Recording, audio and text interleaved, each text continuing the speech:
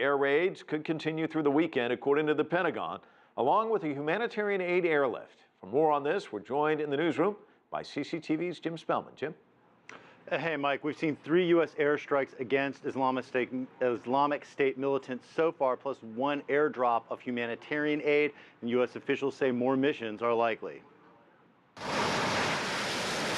The United States has begun military action towards 2 different goals in Iraq. Goal 1, push back Islamic State militants who have expanded their reach in northern Iraq and are approaching Erbil, the Kurdish capital where the U.S. has stationed diplomats and military advisors. Top priority for the United States is the security of our people. We have people in Erbil, and if we see an advance, we're going to hit it. Airstrikes began Friday when a pair of F-18 fighters launched from the aircraft carrier USS George H.W. Bush in the Arabian Gulf dropped laser-guided missiles on IS artillery targets. Later in the day, a drone targeted IS mortar positions. Then 4 more F-18s attacked a militant convoy. Goal 2, humanitarian assistance for tens of thousands of Yazidi refugees, members of a religious minority group who are trapped on top of Mount Sinjar, surrounded by Islamic State militants, facing death by exposure, dehydration, or starvation if they stay, or death at the hands of the militants if they descend from the mountain. The U.S. made the first airdrop of humanitarian supplies early Friday. More than 20,000 liters of water, 8,000 meals, and basic medical supplies.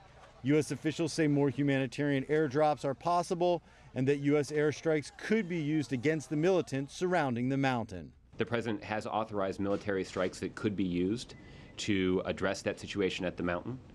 There are Kurdish security forces that are seeking to dislodge that siege there at Sinjar Mountain, and if American military assets can be helpful in supporting Kurdish forces, then airstrikes could be carried out in pursuit of that goal.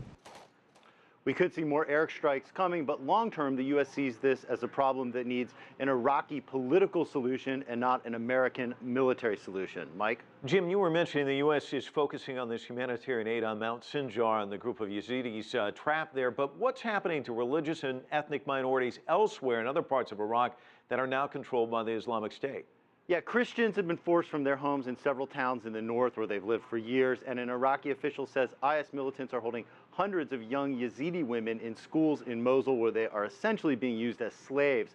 The Obama administration is already facing criticism from people who ask, how can the U.S. help these people on the mountain and not these other people who need help? This is one of the problems the Obama administration faces when they get involved in something like this. Mike? Jim Spellman, live from our newsroom. Thank you.